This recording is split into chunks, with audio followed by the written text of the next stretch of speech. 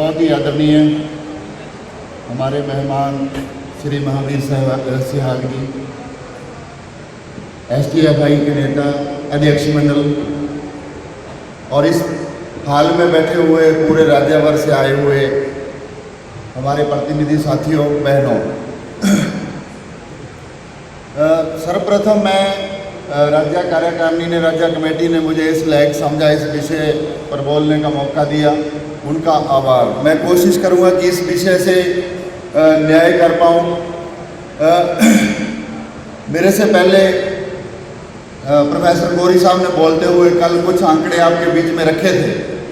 पूरे विश्व के, भारत के और हरियाणा के कुछ आंकड़े उन्होंने पेश किए थे।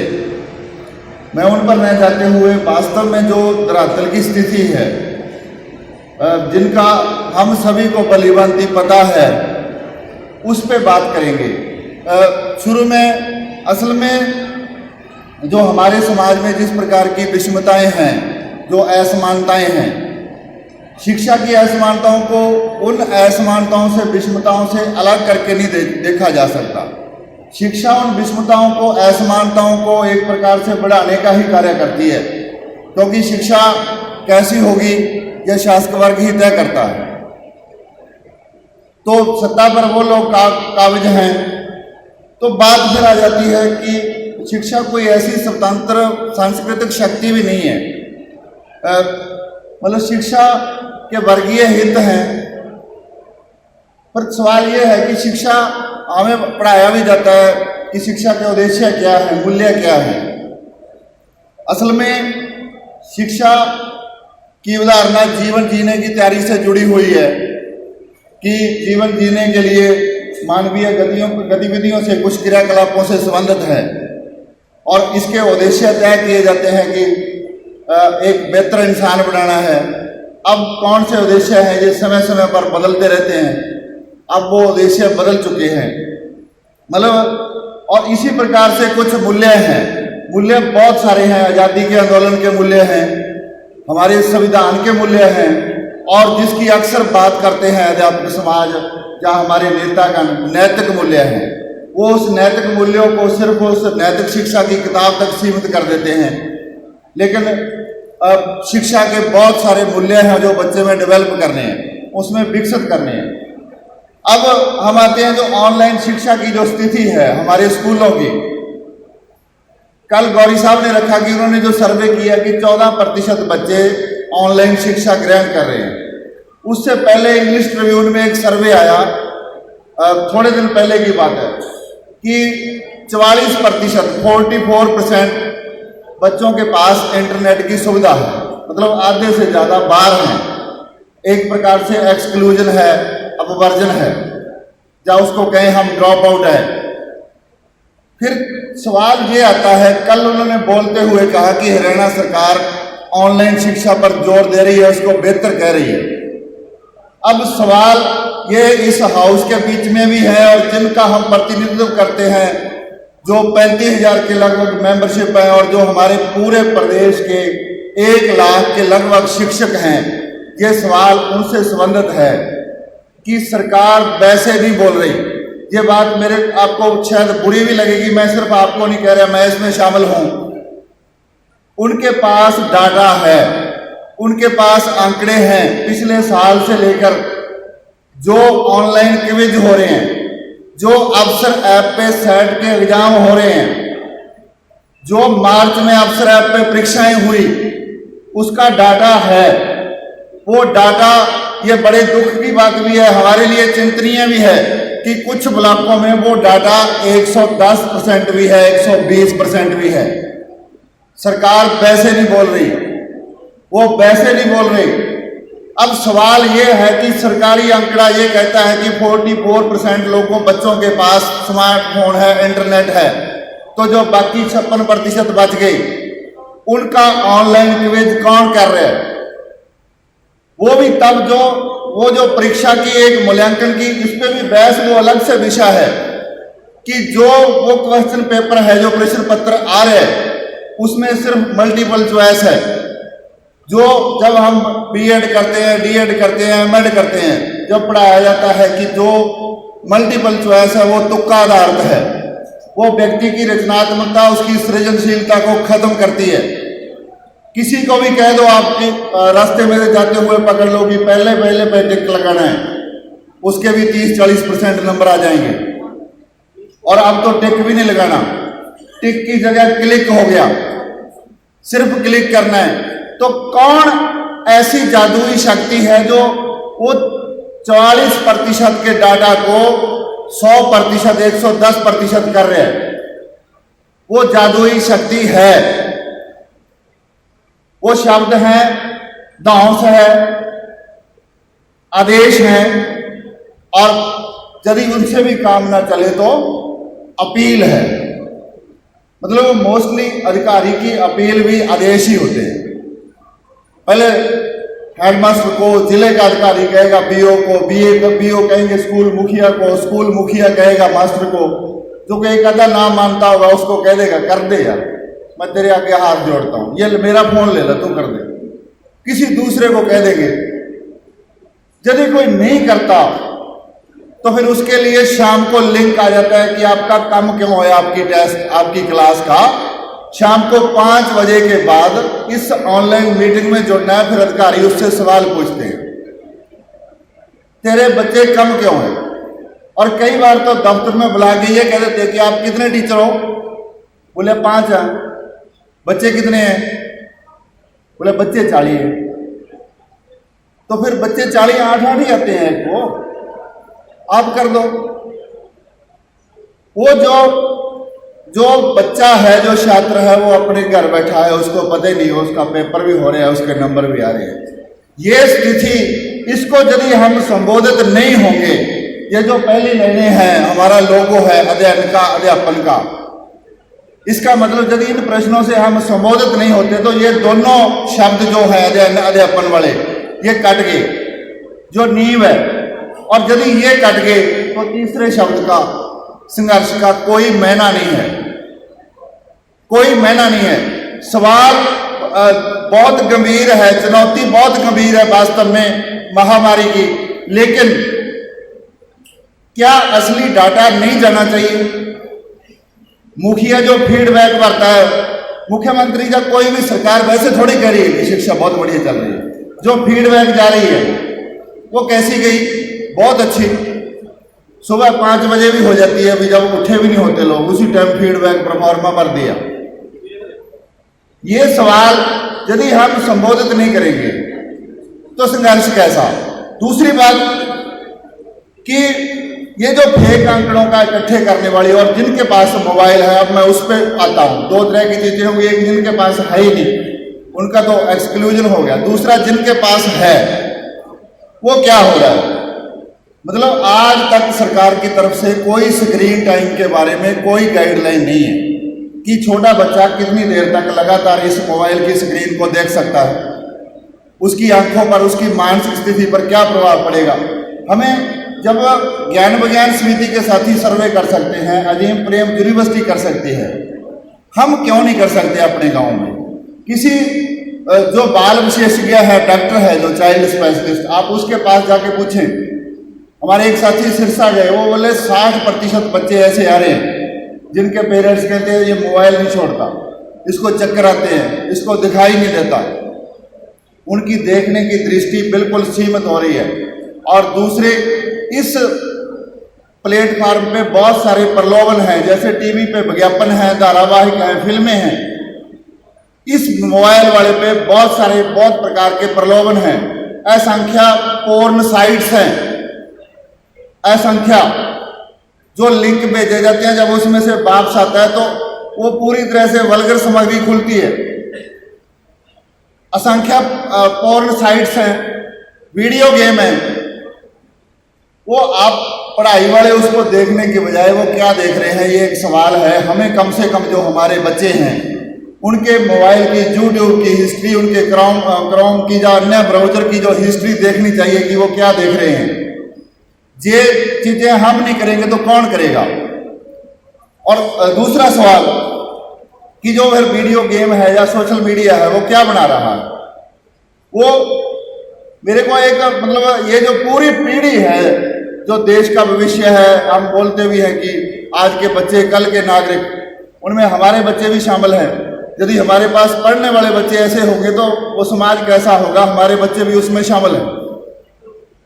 और मुजफ्फर रजवी की मेरे को एक बात याद आती है, उसने कहा था, ये जबर भी देखा है तारीख की नजरों ने, लम्हों ने खता की थी, सदियों ने सजा पाई। ये जो दौर चल रहा है इसके नतीजे 3 साल बाद, 4 साल बाद, 5 साल बाद मिलेंगे। ये जो जिस प्रकार का हमारे समाज का स्वभाव है, एक प्रकार से जो बिहेवियर है, मतलब वो चाहे हम कहते रहे कि हम बड़े सहनशील हैं, हम सहनशील नहीं है। वैसे जो देखे जो स्वभाव है बड़ा विस्फोटक है। मतलब किसी की गाड़ी का एक्सीडेंट हो जाए, ये पूछने के बजाय भी क्या हो गया, गलती किसी की भी हो, उसको मारने पीटने पे लोगों को ये भी नहीं पता लगता। मतलब जिस प्रकार का उग्र स्वभाव है, ये बच्चे जब उस मोबाइल गेम वाली वीडियो वाली हिंसा जो सीख रहे हैं उसमें है क्या। मतलब आप देखो कोई वीडियो गेम हो, उसमें क्या है, एक वर्चुअल एनिमी है, मतलब आभासी दुश्मन है आपका। जैसे हमारी सत्ता हमारे लोगों को जता देती है कि फला देश अपना दुश्मन है, उस बच्चे के सामने इस स्क्रीन के अंदर एक वर्चुअल एनिमी है, दुश्मन है, उसने उसको मारना है। वो तरीका कोई हो सकता है, वो बम हो सकते हैं, गन हो सकती है, पिस्टल है, तीर है, कुछ भी है। यदि वह उसको नहीं मार सकता तो वीडियो गेम में मोबाइल की स्क्रीन पर लिखा जाता है यू लूज, आप हार गए। हारना कोई नहीं चाहता। जब ये पीढ़ी, ये मैं नहीं कह रहा, लैटिन अमेरिका के विद्वान थे एडियार्डो गिलियानो, उन्होंने कहा कि जब ये वीडियो गेम वाली पीढ़ी जो वर्चुअल एनिमी को मारना सीख रही है, जब ये बड़ी होकर समाज में आएगी तो आप कल्पना करें कि हमारा समाज कैसा होगा। वो विकसित देशों में हम देख रहे हैं, अमेरिका में, अन्य देशों में, कि कोई उनको शब्द दे दिया सनकी, एक सनकी नौजवान बाजार में गया, स्कूल में गया, धड़ाधड़ गोलीबारी की और इतने लोगों की हत्या कर दी, इतने लोग मार दिए गए। जब ये वर्चुअल एनिमी मारने वाली पीढ़ी समाज में आएगी और इस व्हाट्सएप यूनिवर्सिटी का ज्ञान सीखने के लिए उनको तैयार मिलेगी, तो आप कल्पना करके देखें वो समाज कैसा होगा। उसी समाज में हमने रहना है, क्योंकि शिक्षा का उद्देश्य मतलब असल में क्या है, बेहतर इंसान बनाना, बेहतर इंसान बनाकर बेहतर समाज बनाना। यह उद्देश्य होना चाहिए शिक्षा का, जो समानता की शिक्षा हो, मूल्यों की शिक्षा हो। दूसरी सवाल जो सबसे बड़ा है, ये क्यों हो रहा। अब साथी बोल रहे थे रिपोर्ट पे बहस करते हुए भी, 2 शब्द हैं, अंग्रेजी के शब्द है, एक ऐप, जो एप्लीकेशन का शॉर्ट रूप है, जो मोबाइल में जितने प्रकार की ऐप हैं, APP। दूसरा शब्द इससे बिल्कुल मिलता जुलता है, APE, एप। एप यानी कि टेल-लेस बानर, मतलब ऐसा जो होमोसेपियन के जो नजदीक है, उनका पूर्वज है, बिना पूंछ का बांदर, एप। ये इन ऐप से इस पूरी सोसाइटी को, इन बच्चों को वो एप बनाने की तैयारी है। ये मैं वैसे नहीं कह रहा, ये पूरी दुनिया की एक फिलॉसफी है, पूरी दुनिया का दर्शन है कि जब सत्ता के पास सामने समस्याएं होती है, आर्थिक स्तर पर, सामाजिक स्तर पर, राजनीतिक स्तर पर, तो वो क्या करते हैं, एक फिलॉसफी है, वो पास्ट को ग्लोरीफाई करते हैं, भूतकाल का महिमा मंडन करते हैं कि जो पिछला समय था, जो पिछला युग था, जो इतिहास था, वो बहुत अच्छा था, वो स्वर्णिम था, वो गोल्डन इरा था। जैसे अपने देश में कहा जा रहा है, और हमारे साथी बहुत सारे कह देते हैं कि भारत पहले विश्व गुरु था। ये ऐप से एप बनाने की तैयारी इस समाज को, इस देश को, इस पूरी पीढ़ी को पीछे लेके जाने की तैयारी है। कल साथी बोल रहे थे अंधकार के युग में, और शिक्षा उसके लिए सबसे बड़ा टूल है। क्यों? क्योंकि शिक्षा सोचने की शक्ति पैदा करती है, सवाल करने की शक्ति पैदा करती है। लेकिन ये टिक वाली और क्लिक वाली जो शिक्षा है, वो उस दिशा में लेके जा रही है। जब आप किसी मोबाइल कंपनी को फोन करते हो तो वो पहले कहता है कि अंग्रेजी के लिए 1 दवाएं, हिंदी के लिए 2 दवाएं, बैलेंस जानने के लिए ये दवाएं, आप दबाते रहो 10 मिनट, बात नहीं होगी, फिर दबाओगे फिर कट जाएगा, फिर दबाओगे। जिस काम के लिए बात करनी है ये उस क्लिक के लिए पीढ़ी को तैयार कर रही है। फिर बैलेट मशीन है, बैलेट बॉक्स, बैलेट यूनिट, उस पे बटन है। उस बच्चे ने जब वो बड़ा होगा, नागरिक बनेगा, मतदाता बनेगा, फिर उस बैलेट यूनिट पर एक निशान के सामने क्लिक करना है, बटन दबाना है। उसको नागरिक बनाने की बजाय, इंसान बनाने की बजाय एक वोटर बनाने की तैयारी है। सिर्फ वोटर जिसकी कीमत हो, जिसको खरीदा जा सके, वो नागरिक होगा तो वो अधिकारों की बात करेगा। उसको वोटर बनाने की तैयारी है।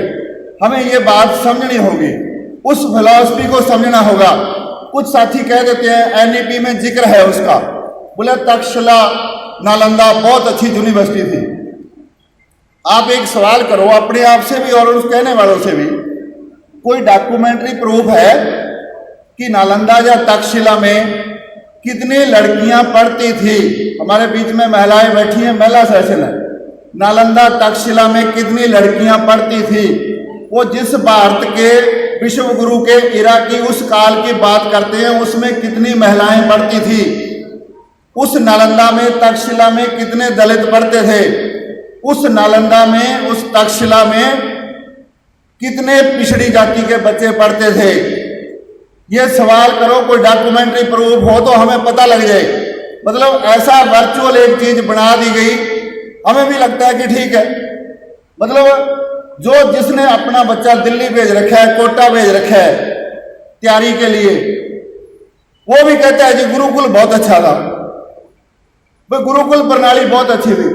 समाज हमेशा आगे जाता है, मानव समाज की कहानी है। शिक्षा मूल आधार है आगे लेके जाने के लिए, विकास के लिए।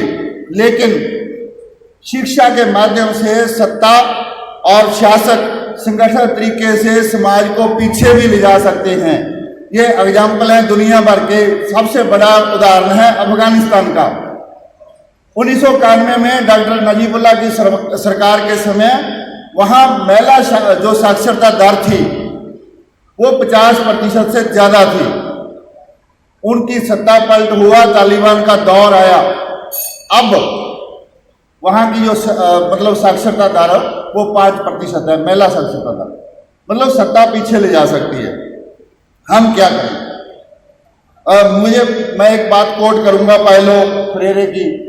वो कहता है कि आशा विहीनता अगर कार्यक्रम ही बन जाए तो वह हमें लकवा मार देती है, हमारी गतिशीलता खा जाती है, हम नियतिवाद का शिकार हो जाते हैं और अपने भीतर से वह ताकत जुटाना हमारे लिए असंभव हो जाता है जिसके बिना दुनिया की पुनर्रचना की भीषण लड़ाई संभव नहीं है।